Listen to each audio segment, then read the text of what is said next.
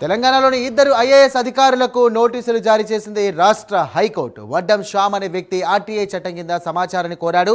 అయితే శ్యామ్ అభ్యర్థనను మాజీ జీహెచ్ఎంసీ కమిషనర్, ప్రస్తుత GHMC commissioner RV Karnan court ఆదేశాలు ఉన్నప్పటికీ పట్టించుకోలేదు. దీంతో మరోసారి పిటిషన్ దాఖలు చేశాడు శ్యామ్. ఈ పిటిషన్ను విచారించినటువంటి ధర్మాసనం కోర్టు ధిక్కరణ కింద ఎందుకు చర్యలు తీసుకోవద్దో తెలిపాలని ఐఏఎస్ అధికారులపై న్యాయస్థానం మండిపడింది. కోర్టు ఆదేశాలు ఎందుకు పాటించలేదో వివరిస్తూ జనవరి 26వ తేదీలోపు కౌంటర్ దాఖలు చేయాలని, లేదంటే వారిపై అఫిడవిల్లో స్వీకరిస్తామని కూడా తెలియజేసింది. 10,000 రూపాయల జరిమానా కూడా విధించాల్సి ఉంటుందని చెప్పేసి హైకోర్టు హెచ్చరించింది.